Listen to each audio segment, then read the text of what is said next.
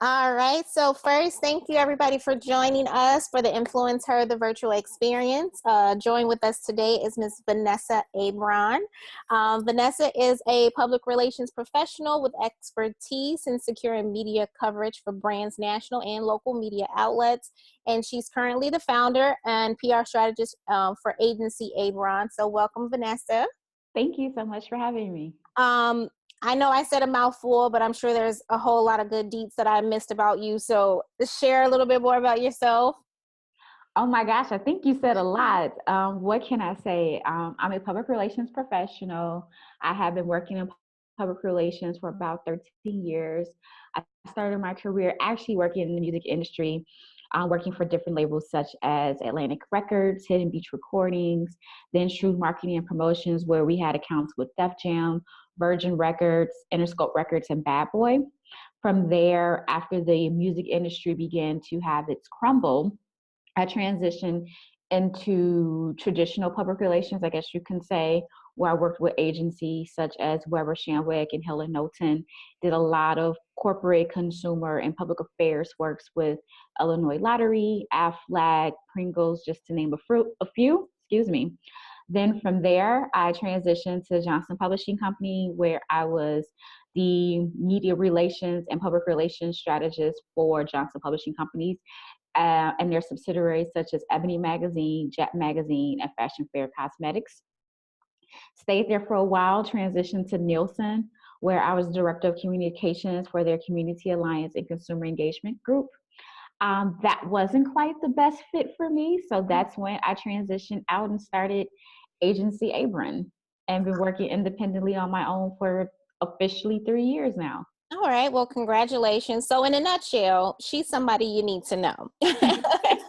All right. So I want to jump right into it. I mean, you are the PR communications expert, and the focus for like a lot of women that's likely listening to us now, maybe they're in the beginning stages of their business, trying to kind of, finagle some things and figure some things out. So how does someone connect with, big brands when it comes to PR, especially when you're just starting out? So that's a very good question. And I think when you're just starting out, the focus shouldn't be connecting with big brands. Your focus should be on creating a community for your service or product or whatever platform it is that you have. Create that community, create that following. So when you are ready to approach a big brand about doing some sort of partnership together, you have an audience that they can leverage. Because at the end of the day, when brands want to affiliate with another company, they're not just affiliating with your company, but they're also trying to affiliate themselves with your audience so that your audience will thus become their audience. So you have to have an audience in order to attract a brand. And sometimes you may have a smaller audience. Your audience may be a very strong yet engaged 100 people, and that's fine. But if that is the case, then you have to manage your expectations with what you want with these brands. So perhaps a brand may give you some product to give away in gift bags at your next event. Or if you're a YouTube person or a social media person, and you can do a giveaway on your social media platforms, things of that nature. So manage your expectation, because the dollars that a company will invest in you will equate to the audience that you give them back. And the more numbers and qualitative and quantitative numbers that you can give them and information that you can give them, better, so they can say, okay, this is someone that has an audience that I am trying to reach. We want to reach this audience and we want to tag team ourselves to that. So once you do have that put together, you should think of some very unique ways that your brand can connect with their brand. So for example, a lot of times when people put together a sponsorship proposal, they think about the, the simple things like you get to have your sign put up, you get to put up your banner, your logo is going to be showcased, and we're going to put your name in the program. And that's really, really cute. But at the end of the day, that does not help that brand to connect with your audience. So if you can help that brand figure out really unique and cool ways they can connect with your audience, maybe it's a Q&A between someone from that brand and you, and there's a fireside chat where they can get to know that brand more, and they'll want to, walk up to whoever that brand ambassador is for that company that you're doing business with, so then they can engage that way. And while you're doing that panel discussion with that particular brand ambassador for that company, they have a table in the back where they're doing giveaways and signing people up for a free test drive or a free trial run or something of that nature. So think of what your audience wants, because once you're young, and when I say young in your company, but once you're young and developing in your company, like what you really should be focusing on is what your audience, who your audience is, and what they want, and how to get in touch with them, because that's the information that's going to want brands to connect with you.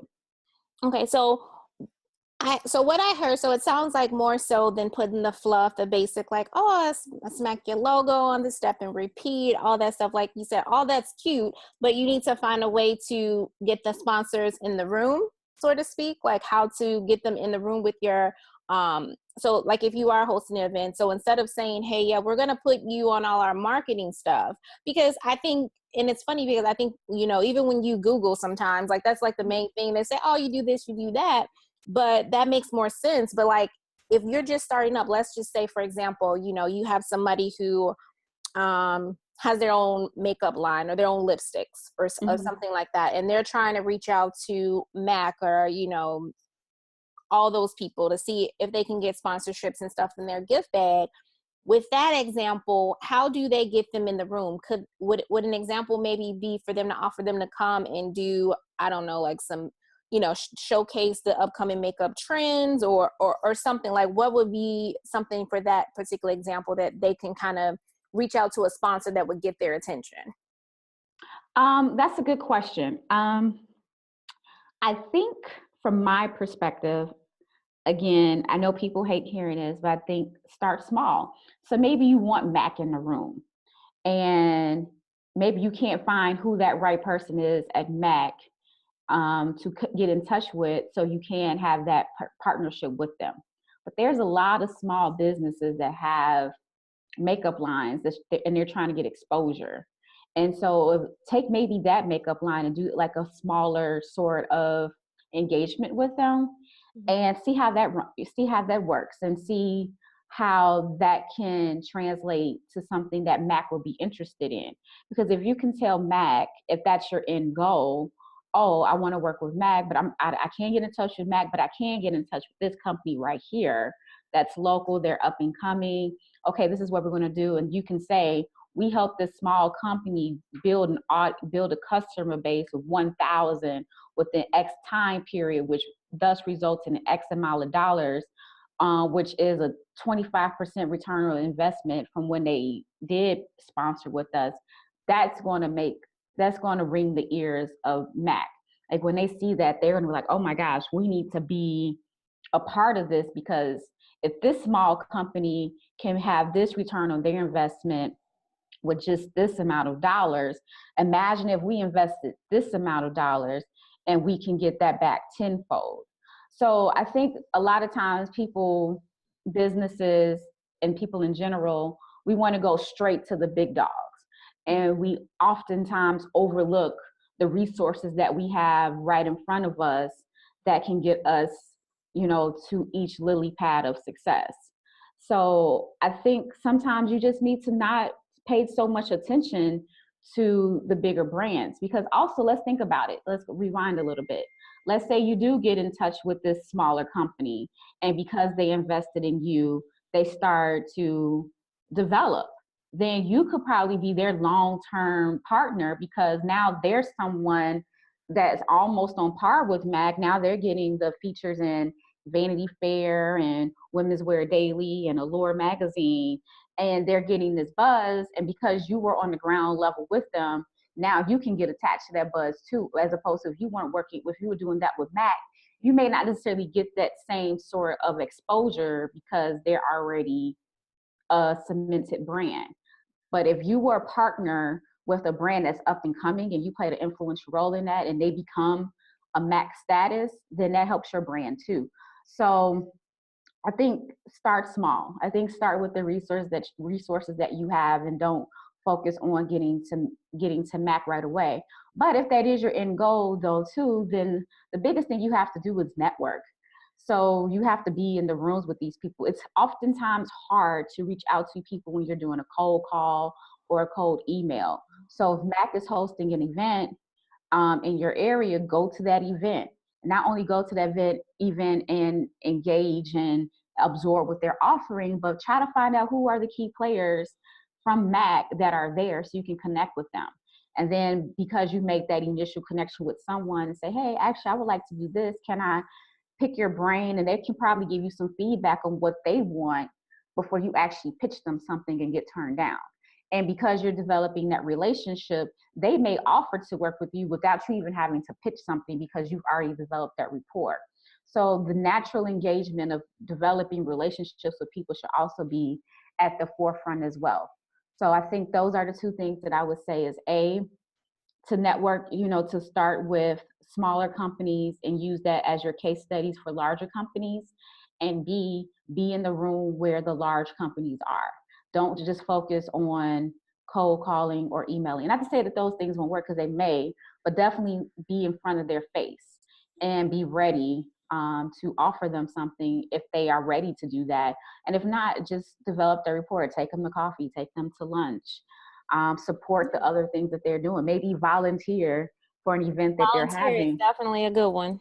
Yeah, and for me. so then when you're volunteering on their next event, now you're really developing rapport, and they see that you have this work ethic and that you are someone reliable and dependable to work with. So Okay, those are my 2 cents.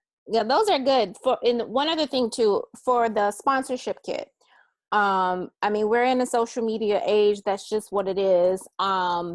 How important, well, I know it's important, but how much do you feel brands really look at the amount of followers you have, or your email subscribers and things like that? Because even if you are starting small, those brands are still interested in that, because for some people, large number means that they have a influence or they have an audience and things like that. But people know, some people buy their followers. Those are not all genuine people that have connected with them. So how do you gauge the importance of brands focusing on followers?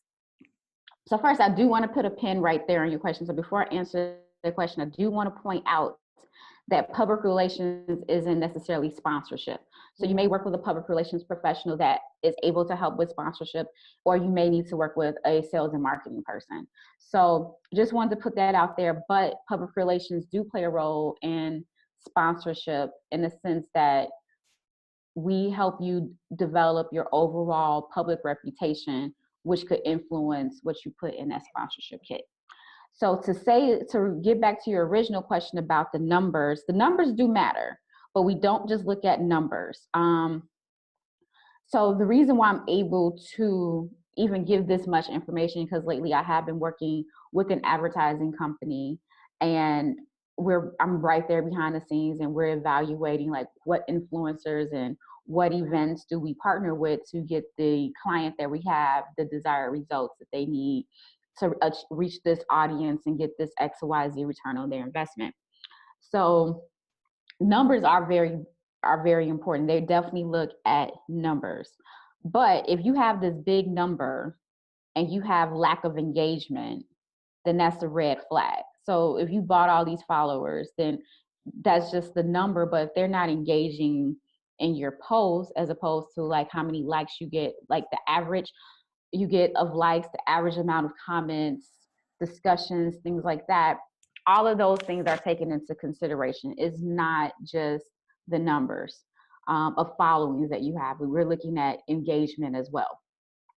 I do a workshop on a regular basis called Social Media and Blogger Bees Meet Public Relations Pros. And one of my panelists, her name is Natalie Craig, she offered a great resource, which is great for anybody. It's called Social Blue Book. And with Social Blue Book, what you do is you can plug in your social media platforms into the social media platform, that resource that they have. And based upon your following and your engagement, they will tell you the range that you can expect from a brand that's fair for what you have. So if my following is 20,000 or whatever, it's going to say for the amount of followers that you have and the amount of engagement that you have on this platform, you should be asking somewhere between this number and this number. And they'll give you an average. So that's a good way to kind of keep you kind of balanced and sane of your expectations from these brands. But also it's a great way to know if a brand is trying to take advantage of you as well, because a brand may try to lowball you. And sometimes maybe they're not lowballing you, maybe they just have a limited budget and they just really want to work with you. And so then you can figure that out. Maybe they can compensate you with a trip or exclusive invitations and product giveaways and things of that nature. So if they can't meet whatever that dollar number is for you, then you can supplement that some kind of way. But the numbers are important. They do look at numbers, but they also look at engagement. But we also look at other things. Like I remember one time I was working with a particular client and we were looking at a particular influencer online for an engagement for an event. And while her numbers weren't exactly what we wanted, her content was exactly what we wanted. So at the end of the day, what we wanted for this project, while we wanted someone with a huge following, we wanted someone that was very attractive, that had experience working on the red carpet, that could walk up to a celebrity with ease and not feel intimidated, and could talk on these various topics and just, come into the situation with professionalism and ease. So we do take those things into consideration, because sometimes brands have a lot of different stipulations, such as some may be more corporate than others. So if you have more risque photos on your social media, then some brands may shy away from that. Some brands may be looking for exactly that. So the numbers matter, but who you are as an overall brand is equally as important. So we take a look at the overall picture, Okay. so to speak. Oh, this is good. I feel like we talked about so much. The next thing I wanted to talk about was the power of like partnerships and connecting with people, whether you're connecting with another brand or you're just connecting and creating a partnership with another individual. Mm-hmm. It's a conversation I have with a lot of people, but I feel like some people really don't know what it really means to have a mutual beneficial partnership. Mm-hmm. Because you do see people or you meet people in different atmospheres and environments and platforms, and because you're a fan or you like what they're doing, you want to be connected to them, and it's like, oh, I'm having this event or I'm doing this, I'm doing that, can you come, can you give this, can you do that, when in reality you're not in a position to really offer them anything in return. Mm-hmm. And now that some people I feel like are blind that they should have something to offer in return, that they just feel like they should ask. But on the other hand, some people are genuinely in a place where it's like, man, like I really would love to work with this person. But I really have a hard time identifying what I can offer this person, that Mm-hmm. they might, may shun their face up at me or kind of be like, girl, I don't need that. Like, you know what I mean? So it's like, Mm-hmm. how do you kind of identify, when you have somebody who may be at A level status that you want to partner with and do business with, and you're having a difficult time figuring out, okay, what in return can I offer them that maybe one, they get offered all the time and it probably won't even get their attention, or two, Mm-hmm. maybe they feel like it would be such a low ball that I don't want to offend them. I see. I think it goes back to having and wanting and needing to develop authentic, genuine relationships with people in general. I think once you develop this need to want to develop authentic relationships with other people without wanting something, then the trickle down effect will happen. So when you walk into like some people go to networking events and automatically they say, I want to meet these type of people because I'm trying to do X, Y, and Z. a lot of times when I go to a networking event, I like to just network with people just in general. So I work in public relations, and I may be working on a project where I need to connect with someone that's in gardening for whatever reason. And even though I'm connecting with someone in gardening, that even though I want to connect with someone that's in gardening, I'm not going to overlook the person that's in aviation or the person that's in construction management. Because oftentimes what I found is, even though like those people may not be of immediate need for me at that moment, I find myself pulling from them all the time. Like, oh man, I just met that person 2 months ago, X, Y, and Z. Now I need this person for an event, or for to speak at this thing, or to work with my client, or to do this sort of engagement. So I think once you realize that every person that you meet is a connector to everything that you want in life, then everything else will fall into place. And because what happens is, once you do that, people know that you're really genuinely connecting with them because you just really genuinely care about who they are, not because you need them for something, because you think that, oh, they're cool and I think it's awesome that you're doing this. I would just love to have an informational meeting with you to see how did you get there. So I think that's step one. I think step two is, like, if you do get to the point where I want to ask them to do this for me, but I have nothing to offer them, you probably do have something to offer them. You just probably don't know it. So what you should do is then assess it by asking your friends and family members and those you do business with, clients and colleagues and things of that nature, and ask them, like, what do you think it is that I bring to the table that someone else would want? And they'll probably tell you, these are the things that you can give me. So for example, I do public relations, and I might need somebody to do a panel for me. I may offer, like, to give them free consultations for PR, or make sure that when I do have an opportunity, I connect them. So it's different ways that you can do that. But I think, like I said, I think the biggest is just being genuinely interested in people, because sometimes people just do something for you because they just like you. Yeah. And we take advantage of just being a likable, genuine, authentic person, because we're so much on the hustle. Like, okay, I got to do this. I got to do this. How I'm going to get this out of this person? How I'm going to get this out of this person? Just be cool.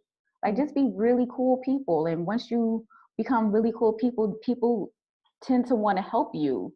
And sometimes I've had people help me and I was not able to give them something in return at that moment. But when that opportunity did come up, I'm like, you know what? I remember when someone let me have their venue for free.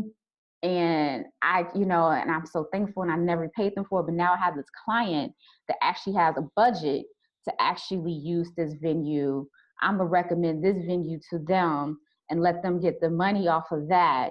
Yeah. You just keep it going. And then sometimes it's hard because you may have multiple people in different things. So you may have different venue owners. Like, for example, me, I have several photographers that I work with. So I have to put them on rotation because I don't want one of them to feel like, oh, you used her for this project and then use me. Like, I literally put them on rotation because I want to keep my relationship with all of them.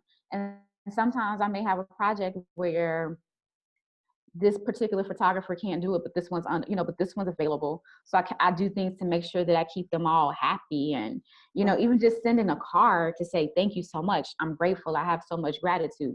Sending them a bottle of their favorite wine or some of their favorite flowers. Yeah. Like, people will help you for little things. Like, you don't always have to come up with some big extravagant offering to get people to help you. Yeah. So being a PR professional, does everybody need a PR person? No. Oh. No. Some people think, PR people are, for the big corporations and, the chases of the world and, all that stuff. So, I mean, for someone struggling to figure out, like, do I need a PR person? Like, can you just kind of explain a little bit more about exactly what PR people actually take care of? Yeah, I'll be honest, PR is not cheap. it's pretty expensive. So that's why most of the time you see the corporate professionals and the big corporations and celebrities with them, because it comes at a cost. And a lot of times people don't understand, either they don't understand their cost or they're just not ready to make that investment. So let me rewind. So what is public relations? So I said earlier, public relations is, I had came up with my own definition because I looked up some definitions and it was super confusing. So how I define public relations is the overall public reputation of you or your overall brand. So how everyone perceives you publicly is what public relations work with. So we may come in and may say, okay, you need a makeover, or you may need to do some media training, or we need to get you in several news spots. So the biggest one is media relations. We're always hired to get someone on this news segment or this talk show or this magazine, like, or engage with this blogger. That's the biggest. But sometimes it's your community initiatives and what are you doing in the community. And sometimes it's, okay, how does your social media look? How can we, make this look more on par with the messaging and branding that you're trying to put out there? So if you're trying to, for example, like, let's say your message is about positive education for children, but then we go on your social media and it's all selfies and, you would say like something that adding up. Right. It's like, well, that's fine, but maybe you should have more pictures of you engaging with children, if that's what you're doing. And you doing social work and you in the community, so you have that balance of, oh, when people look you up on Google, they know who you are and they know what you do, and it's consistent messaging. So that's what public relations is. Why public relations is so expensive? Because it takes a lot of time. And so basically what you're doing is paying for someone's time and expertise in an area. And it does take time, unfortunately. Like sometimes when you're a brand, it takes some momentum building. So you may want, if you do want to do some sort of public relations, you may want to start off with just getting some consultations and seeing what you can do on your own until you feel comfortable. Maybe you save up your money and say, I'm going to do this one campaign for blah, blah, blah. I do think that you can engage in public relations without the expectation that you're going to be on Good Morning America. That's possible. And you can do some media relations on a small level because there's a lot of community newspapers and blogs and podcasts and things like that that may be interested in what you're doing. So, managing expectations is a big part, of my job. Someone reached out to me not too long ago, this week actually, asked me what my rate was for a client for me to do X amount of placements. I can't give an answer for that because I don't know if their message is. I don't know if the message that they're trying to get me to pitch is something that realistically I can do for that amount of placements. I don't have enough information. And I have to assess, okay, well, what assets do you have already? What do I need to recreate?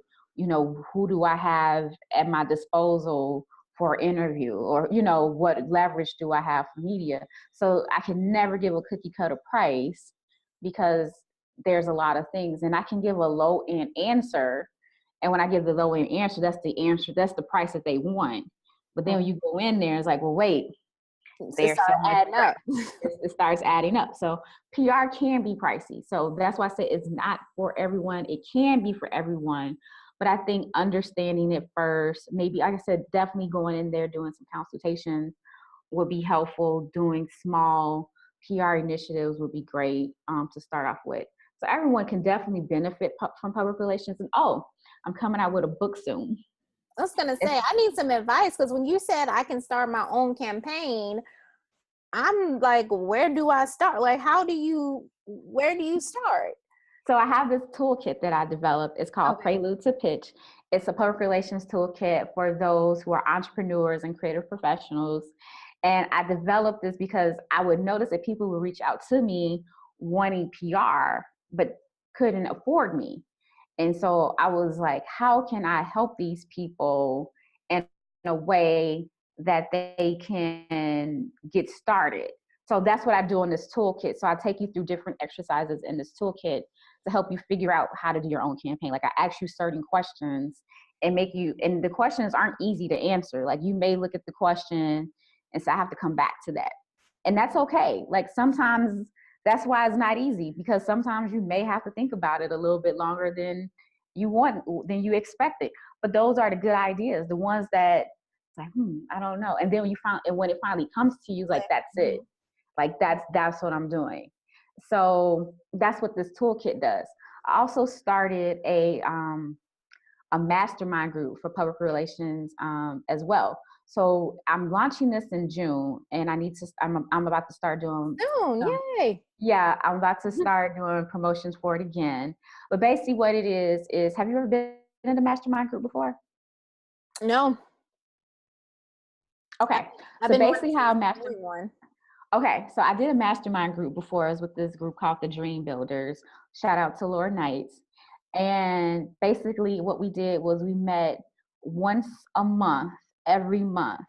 And when we came into this mastermind group, first of all, we were all very protective of the space. So no one shared an idea and was fearful that someone else was going to go and share that idea in the public. So it had to be a very safe space. And then we will all come with a challenge that we have for the month.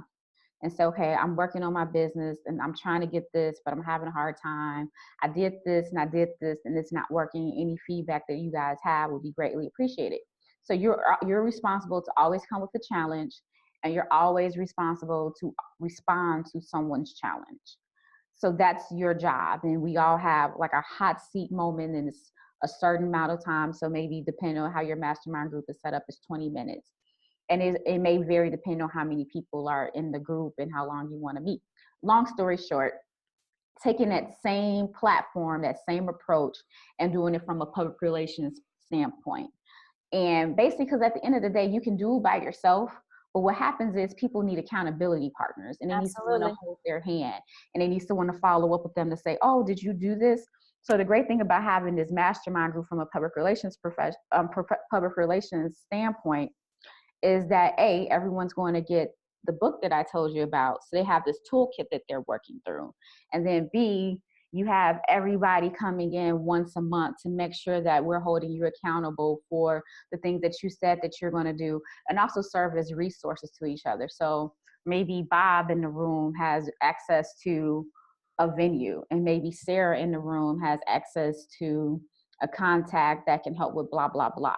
So that's also the other reason of making it a group thing, because the group can support each other. Mm-hmm. It's about being amongst like-minded people and lifting each other up. So that's another thing that I'm doing as well. So how large is the mastermind group? Or, is there a maximum of? This group that I'm doing, I would want no more than 6 people. Okay.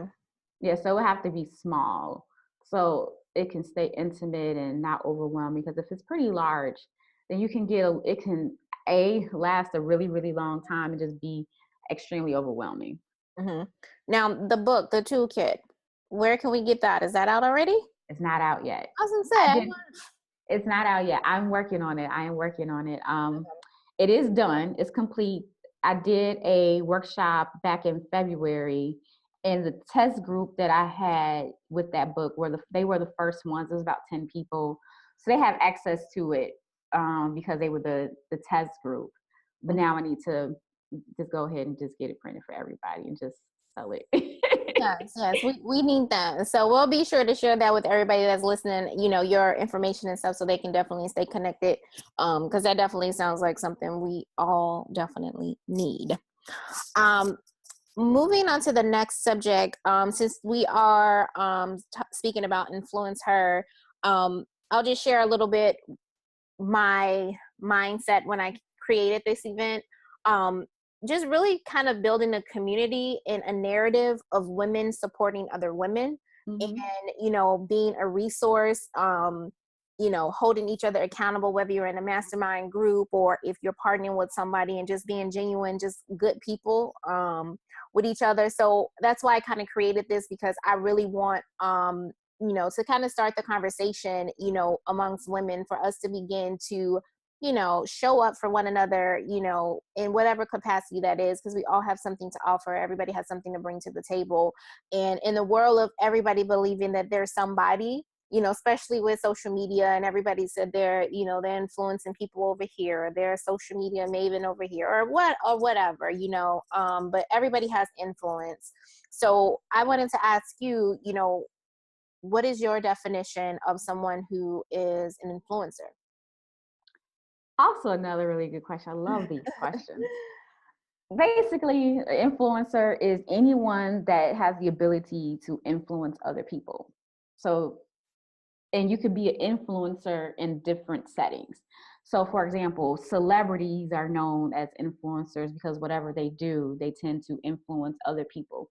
So, if Jennifer Lopez wears this outfit, then a similar outfit like that may start to sell out really, really quickly.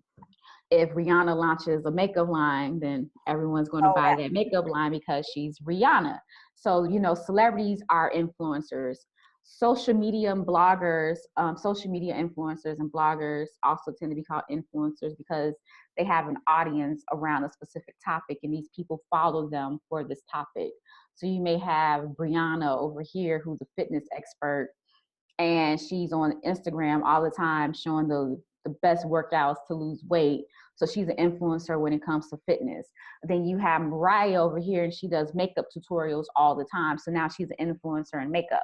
But you can also be influencer without having social media numbers, without being a celebrity. You could be an influencer in your church. You may be that person that if somebody needs something to get done, they go to you to say, okay, we need her to get this done for the church picnic, and we need to call on Rebecca for this. Or you could be the influencer amongst your group of friends, or what have you. So anyone that has the ability to influence other people is an influencer. So when it comes to numbers, from a public relations or marketing standpoint, anyone with 10,000 followers or less, we call them micro influencers. Okay. But they're still influencers. So just because you don't have the numbers doesn't mean you're not an influencer. You just don't have the numbers. So from a marketing standpoint, those are micro influencers. And then you have those with 10,000 or more are more prominent influencers. But anyone that has an impact on a community or what have you, like a pastor, may have an impact on his community. Or, for example, what's his name at St. Sabina? Father Flager. Father Flager, definitely influencer. Absolutely. Definitely influence in the community. When Father Flager shows up, people start making stuff happen. Mm-hmm. So you just never, you can be influencing in a lot of different ways. And you're an influencer. So I know that's really weird. Like, that's really weird to hear. Right. So how do you intend to continue to use your influence? I hope to use my influence to motivate people and to be their authentic selves. And the reason for that is because right as I was going through this 3-year development of building brand Vanessa and Agency Abron, I was confused and I was lost and I didn't know what direction to go. And I noticed that a lot of times when from the day they were born all the way through adulthood, a lot of times throughout life, we're told to edit who we are to fit a certain situation. So you're working at this company, so you have to edit how you dress. You have to edit how you talk. Or you're amongst this group of people, so you have to edit that you're from this side of the tracks, or you have to edit your appearance because they like girls with weaves and big boots. I don't know, just something. But we're always told that we have to edit ourselves. You're too sensitive. You're too boisterous. You're too this. You're too that. Then come to find out, once you do all of this editing, you're not who you are anymore. And then you're going through life, putting on this mask, not really knowing that you're putting on this mask because you're doing it, subconsciously. And then something happens where you have to be your authentic self. And I noticed that when everyone finds and embraces their authentic self, that's when success happens. That's when just things start to manifest, not only within myself, but from other people. I've just noticed that when you're who you are authentically, that's when things start to just happen, because you have these characteristics and traits that may seem to be flaws to other people, but in actuality they're traits that's supposed to help you do what you're here on life to do. Absolutely. And not to say that we can't refine our flaws. You can be boisterous, but be boisterous in certain situations, but don't totally take that away from who you are. Or maybe it's how you boisterous. Maybe you're boisterous in a sexy way, or maybe you're boisterous in a very loud and aggressive way, depending on the situation. But that doesn't mean you should take away that you're a boisterous person. Like, my favorite example that I've been using lately is the movie Frozen. And what I remember from that movie is at the beginning of the movie, you have this little girl, Elsa, with this gift. And no one else in her family has this gift. She's the only one that has this gift. And because she doesn't have anyone to teach her how to use this gift, something bad happens unintentionally. So because something bad happens and no one knows how to tell her to use this gift, they tell her to hide it. Okay, well, we don't know how to tell you how to use this, and we don't know how to train you to use this gift, but just hide it so it's not a problem anymore. So she hides it for the rest of her life, and she's miserable. But even though she's hiding it and trying to be a really nice, put together young lady, it just comes out because it's who you are. It's there. And it comes out in the most aggressive and negative way possible. And now you're going throughout this whole movie trying to figure out the story where at the end of the day, she embraces her gift and learns how to use it and is used for good. Where she could have been taught how to use her gift for good at the beginning. So long story short, what I want people to know is I really want them to be their authentic self and know that who they are, the traits that people say that are bad about them are inevitably good and can be used for their benefit. That's good. We all need to be our authentic selves. And a lot of people are still trying to find themselves because the struggle can be real. But, I say for somebody who I feel like is developing every day, you have to be consistent. Don't give up. It will be frustrating. It will seem like you're walking into the wall a couple dozen times, but it's okay. And you'll be a little banged up after a while, but you'll be together and it'll all be good. Before and sometimes you have to lose people in your life to find your authentic self. And that's the hard part. You may be friends with someone for a long time, or it could even be a family member. And that person could be dimming your light of who you are. And it may not be intentional on their part. And not to say that they have any ill will for you, but it's just that person may not be the one that's complimenting who you are. And you may have to separate yourself from certain people when you tend to see that happen, and just trust your gut and intuition when it's saying this isn't really feeling like a really good situation. I'm not really your energy tells you everything. Yeah, we just absolutely. Don't listen to it. We don't want to pay attention, but yeah, you got to look at your circle. You definitely got to take a hard look. For someone who had to walk away from some friendships that I knew was just toxic, and you want people that are going to pour into you, you know what I mean? And I'm not saying find a circle of women that everybody's going to be your cheerleader, because you don't need cheerleaders. Right. Somebody that's going to hold you accountable, somebody's going to tell you some tough truths about yourself. And and those are difficult conversations and interactions to have with people that you're not used to receiving that kind of correction, I should say, from them. But definitely check your power circle, because you will be surprised some of the people that are around you who maybe you didn't even really realize, but were kind of hindering you. You didn't even realize how much, in conversations you would kind of hesitate to either share things, or how they immediately cut down something that you may have presented. So definitely check your girl circle. Check Mm-hmm. your tribe for sure. Criticism, there's a difference between criticism and critique.